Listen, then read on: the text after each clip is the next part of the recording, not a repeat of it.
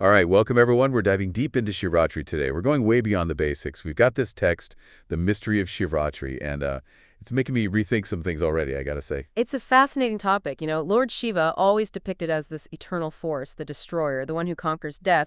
But this source, well, it's got a different perspective. Yeah, I always learned that Shiva was, the ultimate creator, the supreme god.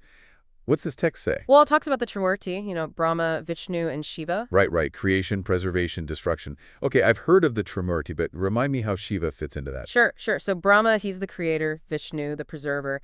And Shiva, well, he represents the force of destruction. Each deity, they embody a quality of nature, a guna.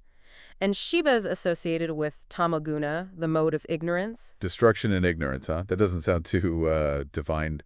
Well, it's not about good or bad, really. Think of it as the cycle of existence. You need destruction for creation, for renewal. Right. The universe can't just stay still, right? So Shiva, he's that force of change. I see. But if he's the destroyer, does that mean he's not, like, the supreme being? Is Shiva even immortal? Now, that's where things get interesting. The source, it draws on the Srimad Bhagavata Mahapurana, and it says that even Lord Shiva, he's called Mrityunjaya, the conqueror of death, but even he's not truly eternal. He has a lifespan. It's called a kalpa. Kalpa, that's a really long time, right? You got it. A kalpa, it's a full cycle of creation and destruction. We're talking about 4.32 billion years. So even Shiva, he's bound by time. Whoa, 4.32 billion years. Okay, but if even Shiva isn't eternal, what happens to everyone else? Like, does everyone die, even the gods? That is a deep question. And the source, he wants us to think about that. Even the most powerful deities, they're part of this grand scheme, this cosmic clock. This is changing how I see Shivratri. I always thought of it as, this celebration of eternal power. But now we're talking about lifespans, cosmic cycles. Right. And that understanding of Shiva's nature, it changes how we think about the festival. If Shiva's not the ultimate power, then what does that mean for how we celebrate Shivratri? What does it mean for the traditions? Well, like the Om Namah Shivaya mantra, everyone chants it during Shivratri. It's supposed to lead to moksha, to liberation, right? Yes, a very powerful mantra, deep spiritual meaning. But the source, it brings up the Bhagavad Gita. And it says that just chanting Om isn't enough for liberation. Really? I always thought, like, the mantra was a direct path to moksha. It's more complex than that. The Bhagavad Gita says true liberation, moksha, it requires the right spiritual practice and guidance from a complete guru. So it's not just about the words, it's about the understanding behind them and having a guide. Man, this is getting interesting. It is, isn't it? And there's another layer here. The text says that Lord Shiva, powerful as he is, he's actually a devotee himself. Wait, Shiva, worshiping someone.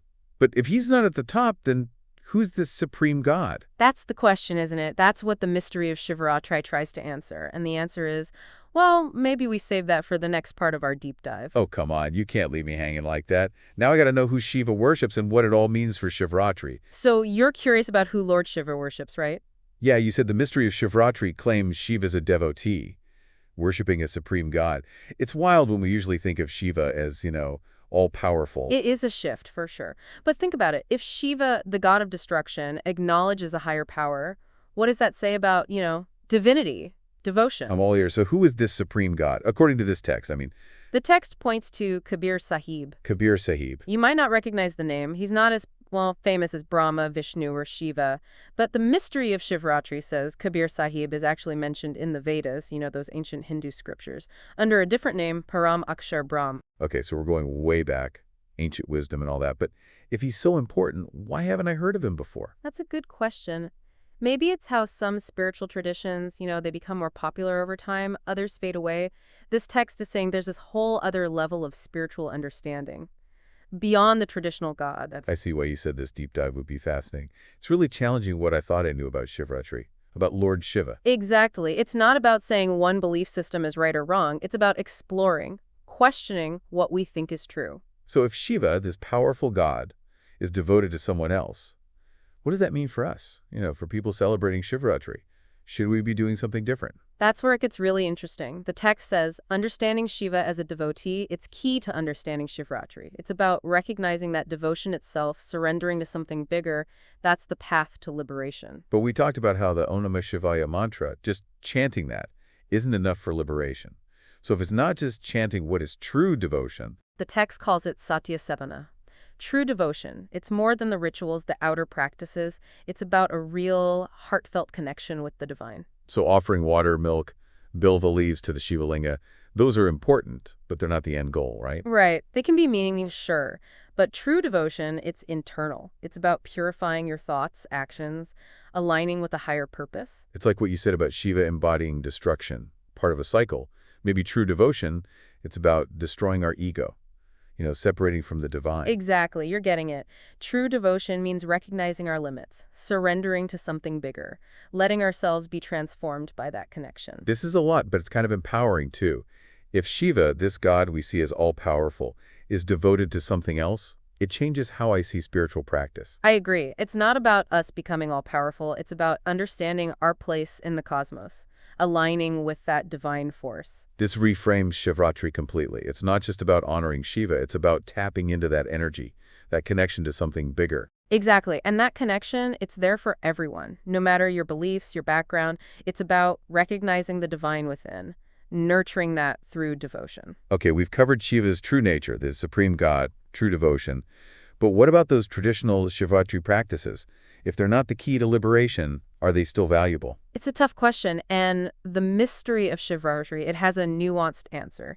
It says those practices are culturally important, yes, but we shouldn't follow them blindly, without understanding what they mean. So not ditching tradition, but being aware. Exactly. Like offering water to the Shiva linga, it can symbolize purification, cleansing yourself, offering your devotion. But it's your intention that really matters. It's not just going through the motions. It's about the meaning behind it. That's it. It's about connecting those practices to your inner journey. This has been, wow, eye-opening is an understatement. It's changed how I think about Shivratri, about Lord Shiva, and what devotion really means. I'm glad to hear that. And remember, this is just the start.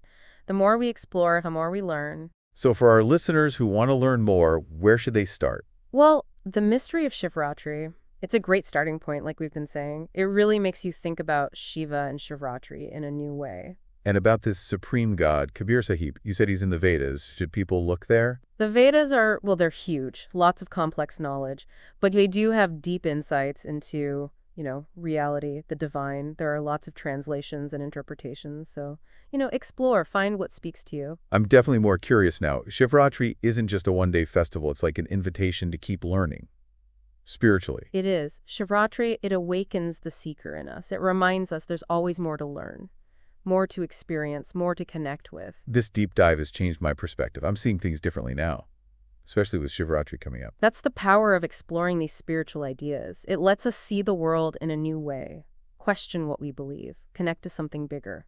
Before we wrap up, I want to go back to something we talked about, Shiva being a devotee. Right. It's a big idea. If Shiva, the destroyer, acknowledges a higher power, what does that mean for us, for our own spiritual growth, That's a great question to think about as we move into the final part of our deep dive. It suggests that our spiritual journey, it never really ends. It really makes you think, doesn't it? Like Shivratri is pointing us towards something even bigger than just Shiva. I think so. Reminding us that we're all, on this path, seeking, understanding. Even the gods, if you believe in them, they're on that journey too. Going back to the text, the mystery of Shivratri, it's all about sati sadhana, that true devotion. But what does that actually look like for someone listening, wanting to connect more deeply this Shivratri? What can they do? Well, it's not a list of things to check off, right? It's true devotion. It has to come from within. But the text does talk about introspection. Looking inward, asking yourself, what are my intentions? What am I really seeking when I pray, when I do these rituals? So even the traditional things, the fasting, offering bilva leaves, they become more powerful when we're aware, when we have that intention. Yes, exactly. It's not the outer form, it's what's happening inside. The text even says these practices can be like metaphors for our spiritual journey. Oh, interesting. How so? Well, take fasting. You're abstaining from, physical food to focus on spiritual nourishment. It's a way of saying, I'm letting go of worldly desires. I'm turning inward. And the bilva leaves, what could those represent? The bilva tree, it's sacred in Hinduism. Offering the leaves to Shiva, it's a common practice, but the text says the leaves, with their 3 lobes, they symbolize the Trimurti. Brahma, Vishnu, Shiva. It's about how creation, preservation, destruction, they're all connected. Wow, I never thought about it that way. So every part of Shivratri has this deeper meaning. Exactly. That's what makes exploring these old traditions so cool. There's so much meaning there, so much to discover. This whole deep dive has been amazing. We started with Shiva as this all-powerful god, and now we see him as a devotee too, bound by time, by the cosmos. And we've talked about Satyasavana, that true devotion, as the real path. Right. And we've seen how Shivratri, it's not just a festival, it's this chance for real spiritual growth, self-discovery. The biggest thing for me is, well, the gods are on a spiritual journey too. It's kind of humbling. It makes me think we can all connect to something bigger, no matter where we are on our own path. And that's really what Shivratri is about, isn't it? It's a celebration of that journey, that connection to something beyond ourselves. So as Shivratri comes around, let's remember it's not just about the rituals. It's about that inner connection, that true devotion. Well said. May this Shivratri be a time for all of us to, reflect, transform, and really awaken spiritually. And for everyone listening, if you want to learn more, check out The Mystery of Shivratri. It's a great place to start. Keep seeking, keep exploring, and let the spirit of Shivratri stay